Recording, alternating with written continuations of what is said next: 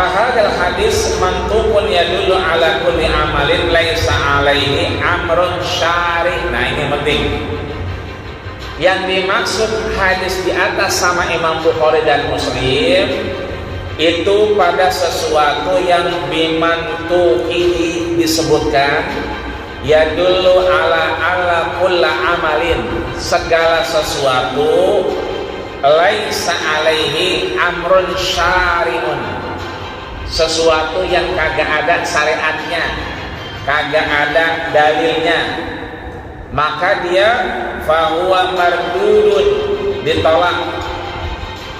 Jadi yang dimaksud sesuatu yang baru, amal yang tidak diterima, maksudnya adalah pekerjaan yang tidak berdalil.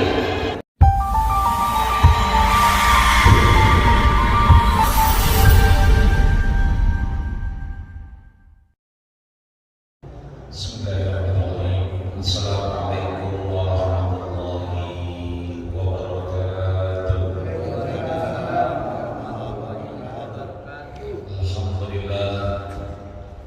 Alhamdulillahil qail ya ayyuhalladzina amanu taqullaha haqqa tuqatih wa la tamutunna illa wa antum muslimun.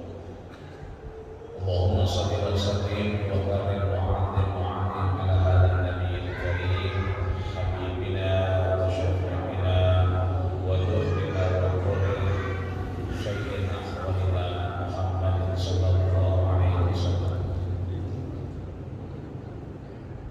Para guru, para orang tua, para sepupu, para binasuku, bila khusus DKM, Asmi, dan Babul Bilad, ayahanda, Abadi, Asmadi, mata Allah, bahwa hayati, mudah-mudahan sehat, bahagia dunia akhirat, dan kita jamaah sidang salat maghrib, insyaallah mendapatkan curahan rahmat dari Allah Subhanahu wa Ta'ala. Amin. Di mana-mana banjir, dua-duanya ada banjir.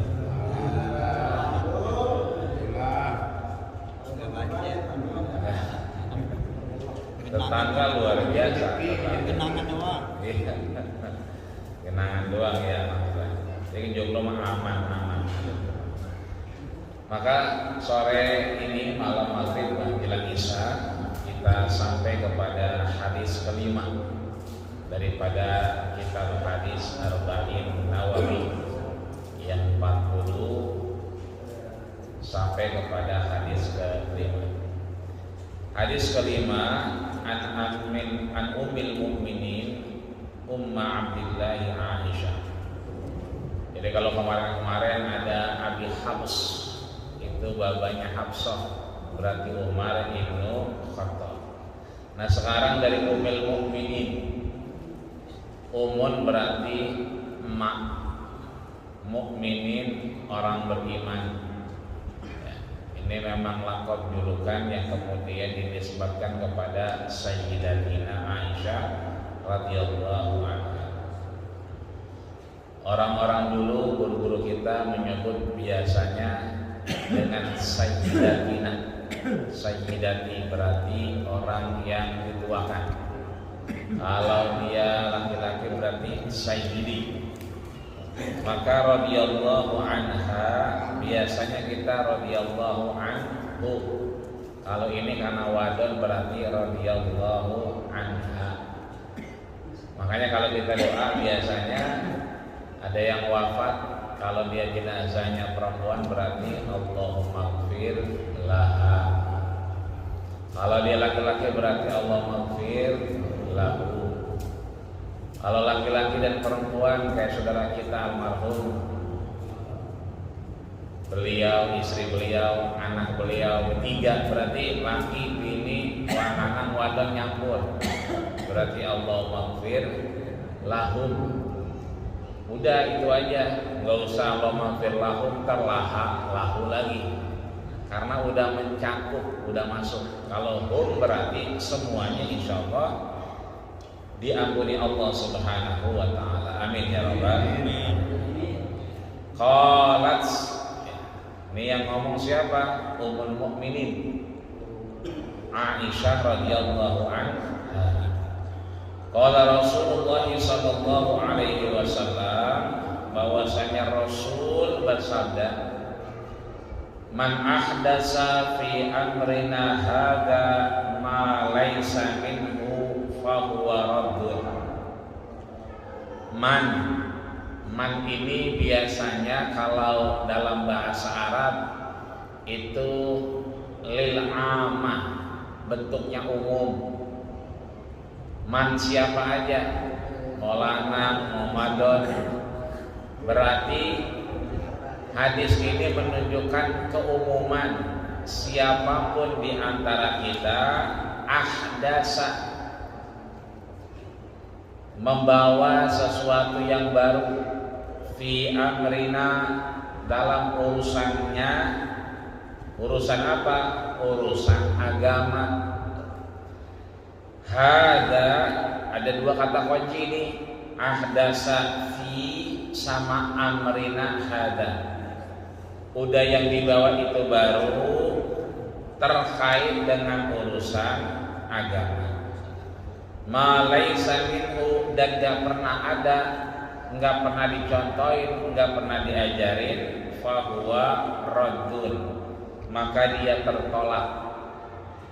Apa yang tertolak? Amalnya. Apa yang tertolak? Urusannya. Apa yang tertolak? Ajarannya. Rawahul Bukhari wa Muslim. Ini ada dua.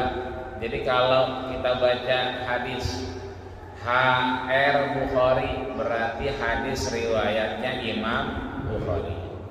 HR Muslim berarti hadis riwayatnya Imam Muslim. Kalau ini HR Bukhari wa Muslim, berarti ada yang disampaikan oleh Imam Bukhari dan ada yang disampaikan Imam Muslim. Ada lagi yang paling tinggi, namanya muttafaqun alaih, sepakat keduanya. Siapa yang sepakat? Imam Bukhari sama Imam Muslim. Khusus hadis ini tidak disebut muttafaqun alaih, tidak sepakat keduanya, akan tetapi rawahul Bukhari wa Muslim, ya Imam Bukhari mengiyakan, Imam Muslim juga mengiyakan, cuman pada redaksi yang berbeda, pada kata yang tidak sama. Apa itu? Wa fi riwayatin li muslimin, pada riwayat yang lain Imam Muslim menyatakan man amila amalan. Kalau tadi kan man ahdasa, siapa yang amalnya itu baru, siapa yang amalnya itu enggak ada di zaman Rasul, maka minhu fa'waratun, dia tertolak.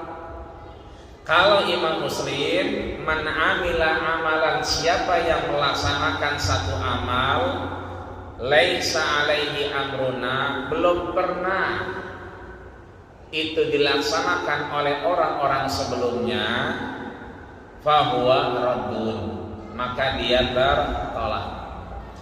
Agak mirip tapi beda katanya, tapi maksudnya sama.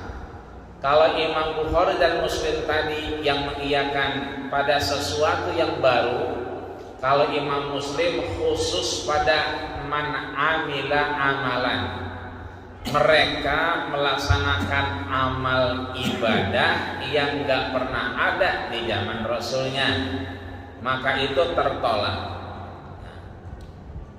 Maka biasanya kita dengar yang namanya bid'ah.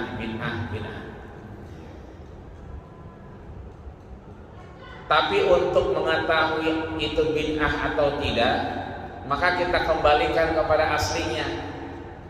Kan hadis ini yang kemudian selalu diangkat bahwa itu mah nggak ada zaman Rasul, itu mah nggak dikerjain sama Rasul, itu mah bid'ah. Ya. Kalau semuanya bid'ah berarti Gojek juga bid'ah, Gojek, Grab, Shopee. Kita pakai peci juga bid'ah ini. Nabi nggak pernah pakai peci begini, apalagi peci Bung Karno, peci hitam. Yang ada begini di balon kuda kita undang-undangnya begitu. Vespa. Jadi orang-orang saudara kita ini selalu menyatakan bahwa itu mah bid'ah, itu mah nggak ada zaman Nabi, itu mah nggak pernah dilaksanain sama Nabi. Maka dianggap ahdas, sesuatu yang baru, sesuatu yang kemudian belum pernah dikerjakan. Jadi biasanya indikasinya dua. Kalau diambil dari pengertian Imam Bukhari dan Muslim dan apa yang disampaikan Imam Muslim, yang pertama bahwa pekerjaan itu belum pernah ada zaman Rasul. Artinya pekerjaannya belum pernah dikerjain. Yang kedua, Rasul emang nggak ngerjain, berarti dianggap bid'ah. Maka kita kembalikan di sini.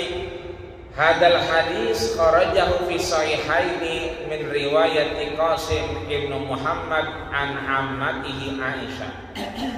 Ini hadis kuat yang ngeriwayatin itu namanya Qasim bin Muhammad. Jadi di atasnya lagi daripada yang kita kenal dengan kemarin Abdullah Al-Arba'ah. Jadi gurunya lagi nih Pak, yang kemudian mendengar sendiri dari Aisyah radhiyallahu anha, wa alfazuha mukhtalifatun wa ma'naha mutaqaribun. Banyak kata-katanya berbeda tapi bermuara pada dua ini.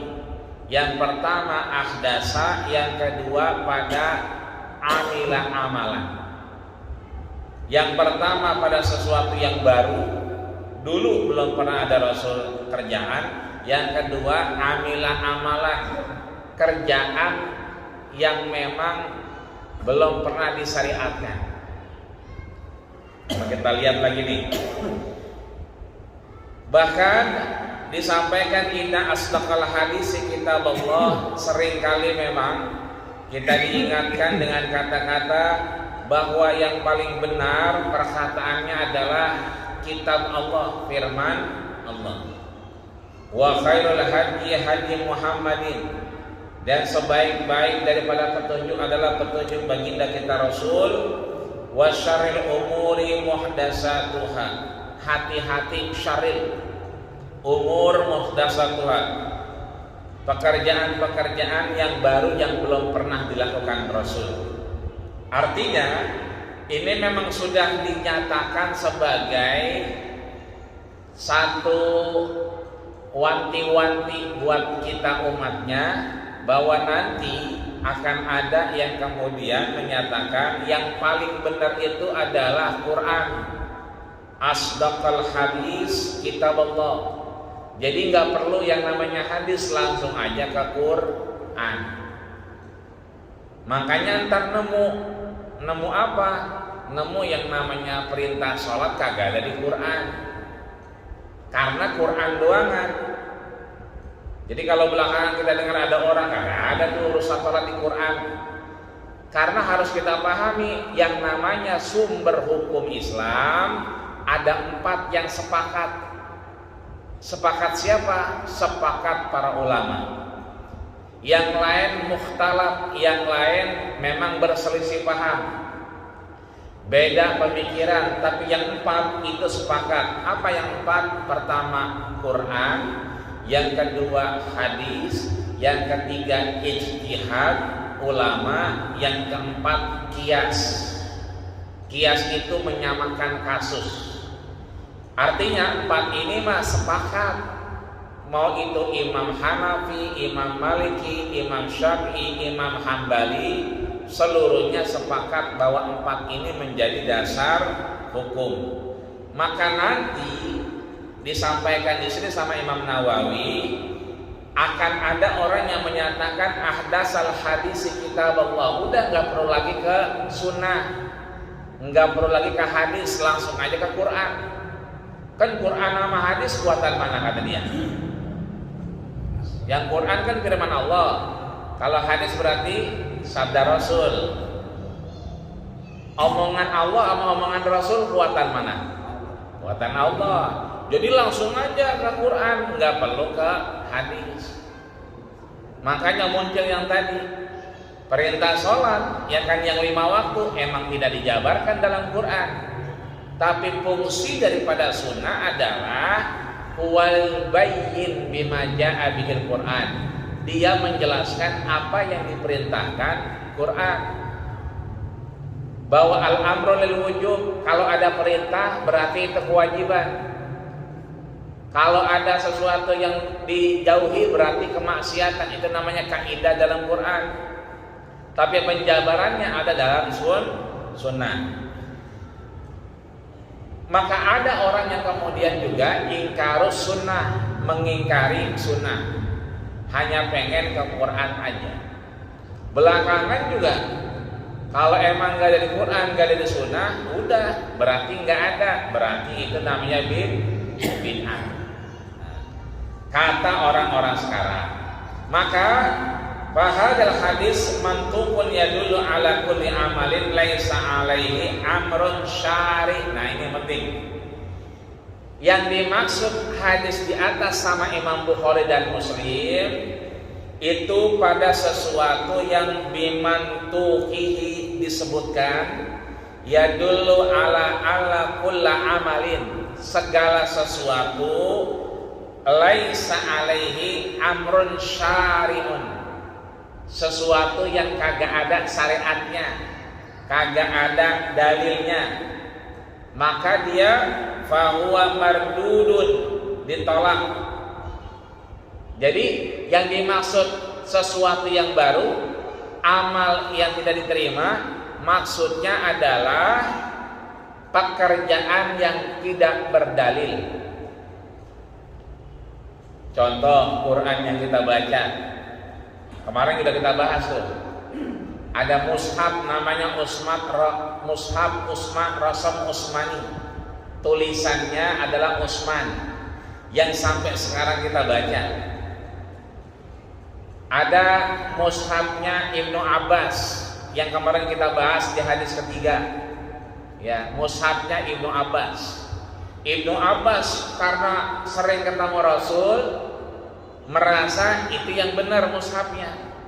Tapi Utsman karena memang enggak sendirian, ada Abdullah, ada Umar, kemudian ada Ubay bin Ka'ab, ada Zaid bin Sabit yang kemudian mengumpulkan Quran, maka dianggap lebih kuat. Sehingga pada akhirnya Ibnu Abbas mengiyakan, meridhoi melalui lisan daripada Abdullah ibnu Umar. Artinya di zaman Rasul nggak ada Quran yang kayak kita pegang. Berarti kalau dianggap satu dia baru, tidak ada zaman Rasul, kira-kira Quran itu ada nggak zaman Rasul? Quran yang sekarang tuh nggak ada. Berarti bid'ah dong itu. Kan begitu. Kan tadi dua, ya kan, yang mereka sering kalau kata kita mah nyari masalah begitu. Yang pertama, kagak ada zaman Rasul. Quran yang kita baca itu di zaman Rasul kagak ada. Kenapa? Adanya di otak semua, di hafalan semua. Ada juga di pelepah korma, di kulit-kulit kambing yang orang nulis dikit-dikit, kadang-kadang dibantu, tapi Quran begitu kagak ada.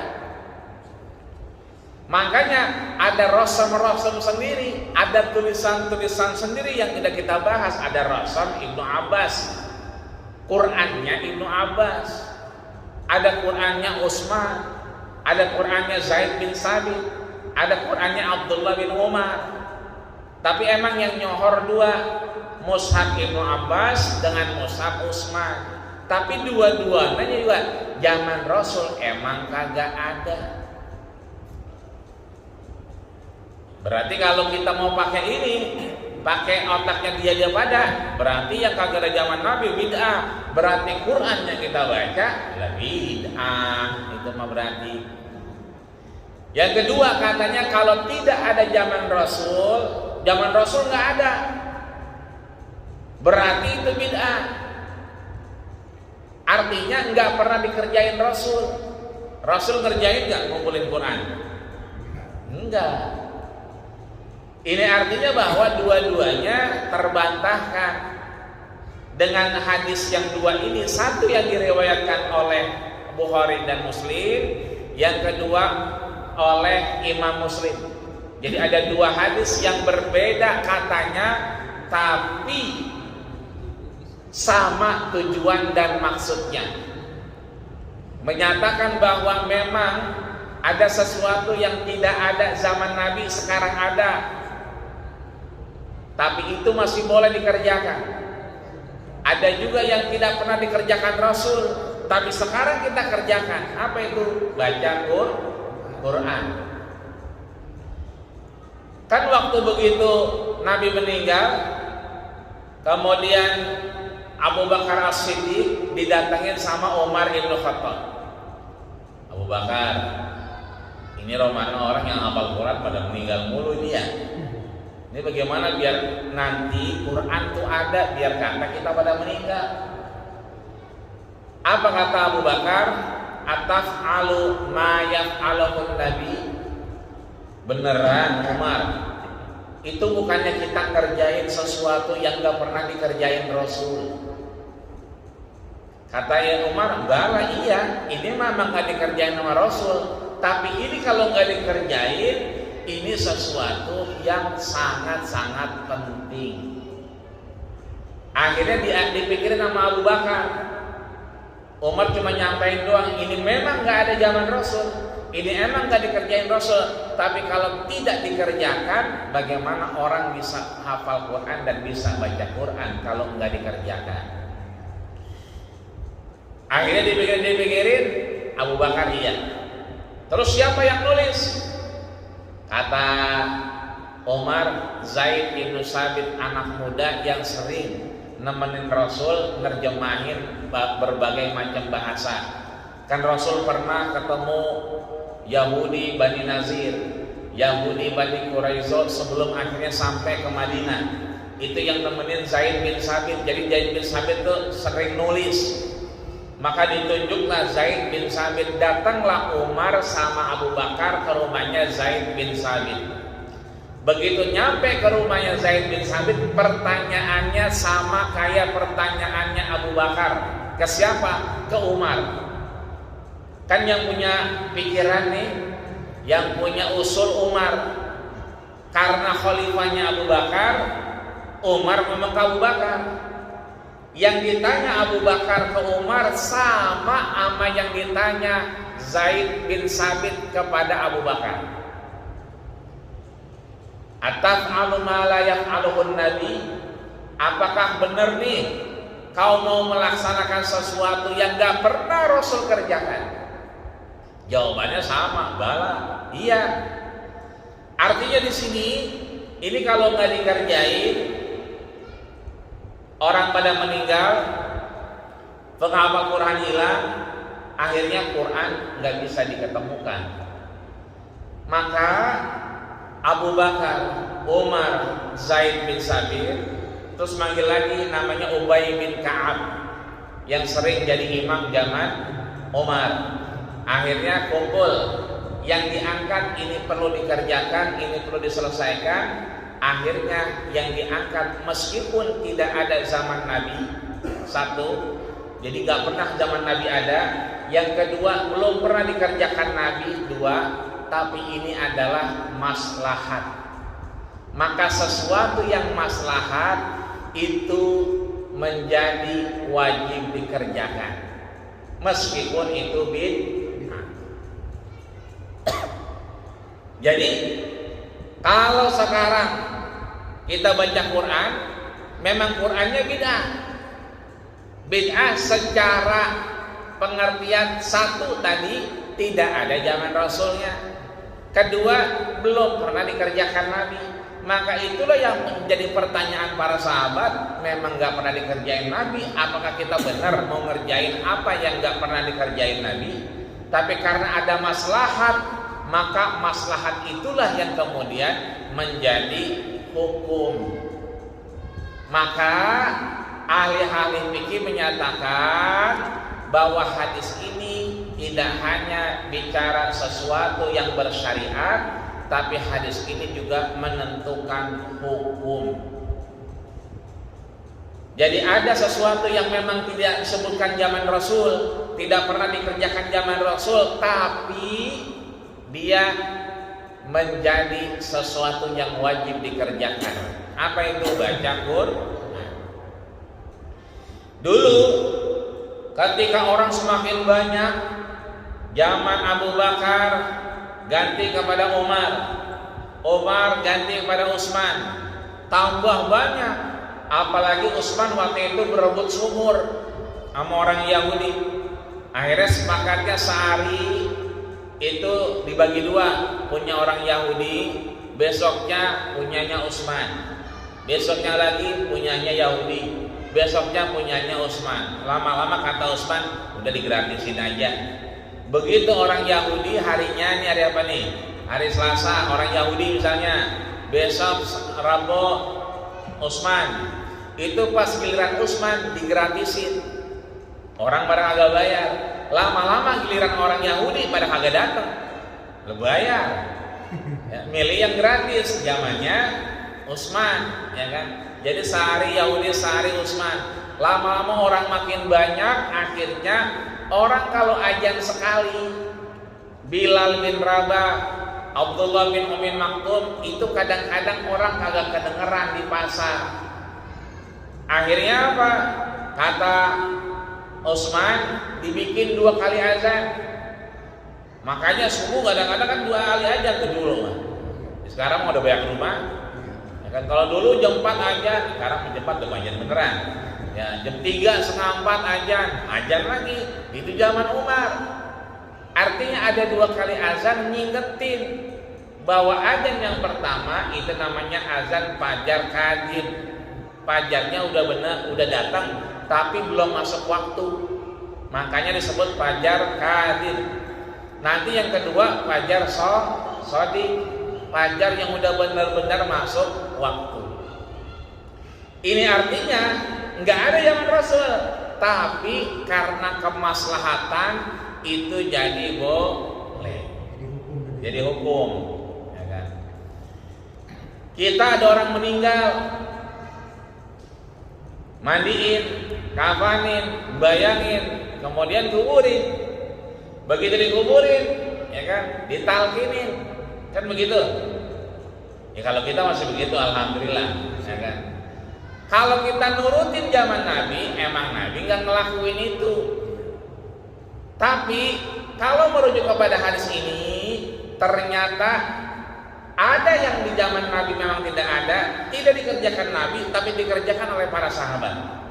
Termasuk Abdullah bin Umar, anaknya Umar ibn Khattab, mesen, nanti kalau saya mati, bacain apa? Bacain Al-Fatihah di pala, bagian pala, ya kan? Kemudian awal Al-Baqarah sampai ayat kelima, ya kan? Kemudian di bagian kaki kuliah kulhu ama An-Nas.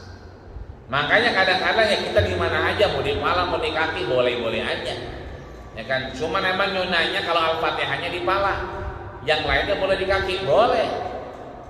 Itu artinya talqinnya kita memang tidak ngikutin Nabi, tapi dikerjakan oleh para sahabat. Dikerjakan sama kita karena apa? Menjadi hukum yang mustahabbah. Sesuatu yang baru itu menjadi mustahabbah, menjadi yang disenengin oleh Allah Subhanahu wa ta'ala. Inilah yang kemudian disampaikan oleh Imam Nawawi, bahwa tidak semua yang baru, tidak semua yang tidak dikerjakan sama Nabi, tidak semua yang kemudian tidak dikerjakan zaman Nabi tapi dikerjakan sama kita, itu tidak semuanya bid'ah. Karena bid'ah itu disampaikan ala kulli amalin laisa alaihi amrus syari, amal yang memang kagak ada dalil syariatnya. Tapi kalau ada dalilnya, ada penunjangnya, ada penopangnya, maka dia diperbolehkan. Dan ini menjadi bagian sebetulnya aktivitas rutinitas kita. Maulid yang dulu katanya bid'ah, ya sekarang mah semua partai juga maulid. Ya semuanya.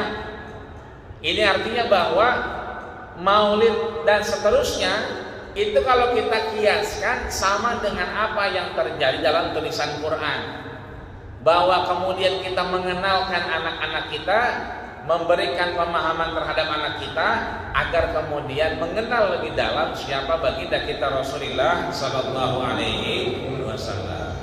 Maka di sini sekali lagi sesuatu yang baru tidak di zaman Nabi, tidak dikerjakan Nabi, boleh jadi menjadi hukum, dia hukumnya itu menjadi mustahabbah, dicintai Allah Subhanahu wa Ta'ala.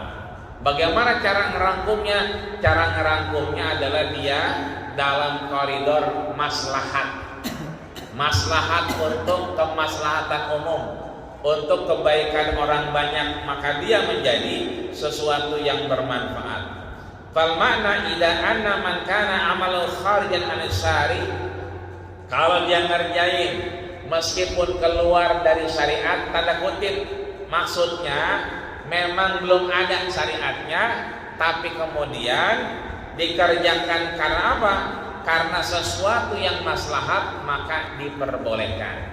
Tapi kalau tidak menjadi maslahat maka fahuwa mardudun la turad. Dia menjadi sesuatu yang tertolak, tidak mendapatkan ridho dari Allah Subhanahu wa Ta'ala. Kayak Nabi yang baru itu kan sholat harus buka baju. Ya, Nabi yang baru tuh cep, ya kan?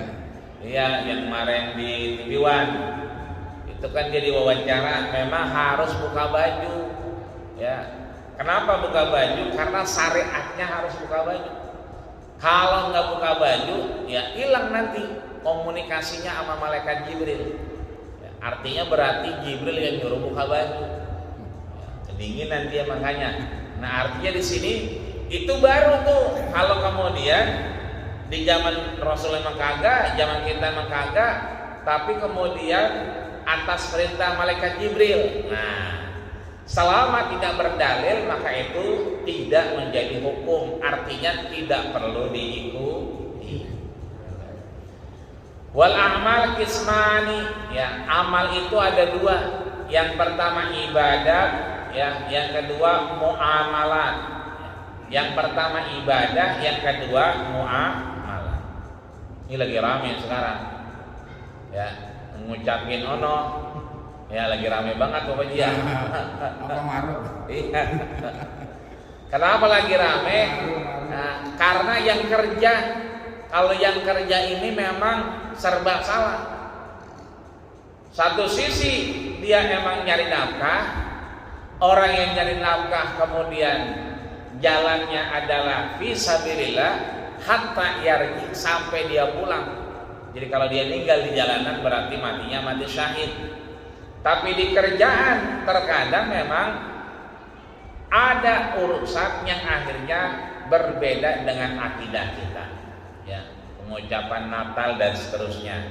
Yang sebetulnya bab ini udah selesai, tapi selesainya kita diingetin bahwa amal itu ada dua, ibadat dan muamalat. Ibadah dan muamalat. Kalau urusan ibadah, urusan keyakinan, akidah. Kalau urusan muamalah, urusan sosial. Ya, kita ngerujak bareng sama orang Cina, sama orang non Muslim, boleh apa kagak? Boleh-boleh aja, ngerujak. Ya, kalau ngerujak mah boleh-boleh aja karena masuknya sosial, bukan urusan ibadah. Ya. Tapi kalau kita makan rujaknya di tempat dia, sembarang ngikutin apa yang dia sembah, nah itu yang jadi masalah. Kenapa? Nyampur antara sosial dengan urusan ibadah. Maunya ngerujaknya di luar aja. Gitu. Artinya di sini ada amal yang terkait dengan ibadah, ada amal yang terkait dengan muamalah, amal yang terkait dengan akidah, dan amal yang terkait dengan muamalah. Buat kita yang kagak ada urusan sama kerjaan, kita juga bukan pejabat, kita juga bukan RT RW di lingkungan yang non muslim, maka nggak ada urusannya kita ngucapin buat besok tanggal 25, ya kan? Karena nggak ada maslahatnya. Beda lagi kalau misalnya RT-nya emang warganya ya Palang semua, ya. Jadi Palangnya ada, Islamnya ada misalnya. Maka kalau begitu, ya kan, dilihat apakah kemudian dia dalam rangka ibadah atau muamalah. Kalau urusannya beribadah, ya maka tidak boleh dia ikutan. Ya, iman itu kan tasdikun bil qalbi wa iqrarun bil lisani wa amalun bil arkan. Diiyakan dalam hati, dikerjakan, diikrarkan dengan lisan dan dikerjakan dengan amal kita. Kalau urusannya cuma datang doang, urusannya cuma ngayomin doang, maka itu muamalah. Tapi kalau dia sampai datang itu jadi halnya ibadah dari kita. Maka fa'amal ibadat famakana minha kharijan an lahum syuraka. Kalau namanya ibadah itu keluar dari situ, maka dia dihukumi oleh Allah Subhanahu wa taala. Artinya tidak diperkenankan pada urusan ibadah. Mardudun ala amilihi, ditolak oleh yang melaksanakannya. Wa amilahu yadkhulu tahta qouli ta'ala am lahum syuraka. Apakah kalian mau bersekongkol? Artinya bahwa kita boleh ngumpul pada sesuatu yang bukan ibadah. Tapi kalau urusan muamalah silakan, diperbolehkan, sehingga di sini tidak menimbulkan hal-hal yang tidak pernah dikerjakan oleh baginda kita Rasulullah Sallallahu Alaihi Wasallam. Maka ditutup oleh Imam Nawawi, nanti akan berkaitan dengan hal-hal yang berbau muamalah, bersosial, ya. Kita jual beli, ya kan, beli handphone segala macam, biasanya aman yang non muslim. Apalagi kredit motor, kredit mobil, ya kan, emang dia yang punya duitnya biasanya, ya kan. Ini artinya bahwa itu halnya hal muamalah, beda dengan akidah atau ibadah. Maka ditutup oleh Imam Nawawi, segala sesuatu yang dilakukan meskipun ya itu maslahat tapi terkait ibadah maka tidak diperkenankan. Kalau terkait dengan ibadah dan kemudian ada maslahatnya dan tidak ada dalil yang melarangnya, maka kemudian kita diperbolehkan. Vaksin misalnya, ya memang di Quran nggak ada ya ayyuhalladzina amanu vaksinu, ya kan, wahai orang-orang yang beriman pada vaksinnya, gitu kan. Nggak ada emang. Di hadis juga nggak ada, ya kan. Di ijma juga sepakat ulama disampaikan man ahyan nas fa'kaan nama ahyan nas jami'an. Kalau kita pengen hidup, orang lain juga sehat, maka kita jaga diri kita agar orang lain juga sehat. Ahyan nasa jami'ah, untuk kita bisa terus sehat, orang lain juga sehat. Bagaimana caranya? Di antaranya adalah divaksin, ya kan? Ini artinya bahwa di Quran tidak ada, di hadis tidak ada, zaman Rasul nggak ada vaksin, ya kan? Hanya saja memang ya indikasinya di zaman sahabat bahwa ketika ada wabah kita dilarang untuk mendatangi atau kemudian menghampiri dari apa yang kita ketahui dari wabah tersebut. Agar kita kuat maka ada vaksin. Terlepas kita nggak mau divaksin, ya emang udah kuat kali, ya kan? Memakannya rebus-rebusan mulu, ya kali. Minumnya jamu mulu, ya karena ketemu lawak kali, kopinya pahit mulu misalnya. Ya artinya nggak perlu vaksin. Maka ulama menyatakan di situ bervaksin jikalau dibutuhkan. Artinya untuk kita bisa hidup, kita bisa vaksin kalau kita membutuhkan. Kalau nggak butuh, ya silakan. Cuma masalahnya kemana-mana kadang-kadang nggak boleh masuk. Iya, sono kelurahan udah vaksin belum, ya kan, kecamatan satu pintu, ya udah vaksin belum, ya kan, lah kagak bisa masuk kecamatan, nggak bisa masuk kelurahan, karena apa? Karena ada peduli lindunginya. Nah, gue mah nggak usah vaksin, gue mah, yang penting gue punya lindungi, ya kan. Akhirnya apa? Bayar orang, yang ada ngapain? Ngibulin orang. Dia sama aja, dia kagak vaksin tapi ngibulin orang. Bayar orang biar pedulinya masuk, biar punya surat vaksin tapi kagak vaksin, itu namanya ngibulin orang. Sama aja, mendingan kita kagak ngibulin tapi kita butuh. Caranya ketika kita butuh kita vaksin. Kalau nggak butuh, kamu nggak kemana-mana sih, ya sehat-sehat aja, ya udah di rumah aja, mau ngapain vaksin? Agak perlu vaksin tuh Pak, ya kan? Tapi kalau misalnya butuh mau kemana-mana dan seterusnya, itu artinya kita ahyan nasa jami'an, kita sedang menghidupkan orang lain. Maka di sini diingatkan sekali lagi bahwa faman khafa min musin janafan au isman fa aslaha bainahum fala isma alaihi. Kalau kita mengerjakan sesuatu dan itu memang tidak kita ketahui dan kita menyatakan itu baik, enggak apa-apa, tidak berdosa di hadapan Allah Subhanahu wa taala. Maka kaidahnya al aslu fil muamalah al ibahah. Dasar hukum bermuamalah bersosial diperbolehkan Allah Subhanahu wa taala. Maka mudah-mudahan Allah Subhanahu wa taala lindungi kita dari aktivitas-aktivitas yang terkait ibadah, agar kita mudah-mudahan berakhir dengan husnul khatimah. Amin ya rabbal alamin. Kayak hadis kemarin, sakiyun au sa'idun, ya, hidup kita akhirnya bahagia atau sengsara. Bukan bahagia karena harta, bukan. Begitu kita mau berakhir, kita mengucapnya la ilaha illallah. Mudah-mudahan kita terus diberikan kesehatan, diberikan panjang umur dalam taat dan manfaat, dan mudah-mudahan kita semua insya Allah bisa terus menjadikan diri kita lebih baik di hadapan Allah Subhanahu wa taala dan bisa berjamaah di Masjid Jami Babul Minan. Amin ya rabbal alamin. Al-Fatihah.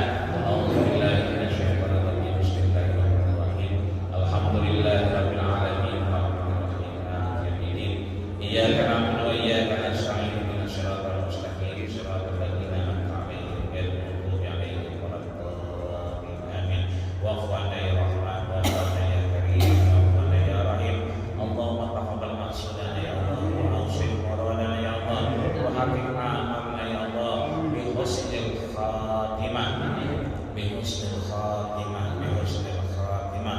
Wa akhir da'wana alhamdulillahirabbil alamin. Kita tutup dengan doa majelis. Subhanakallahumma wa bihamdika asyhadu an la ilaha illa anta astaghfiruka wa atubu ilaik. Terima kasih atas segala perhatian. Mohon maaf atas segala kekurangan.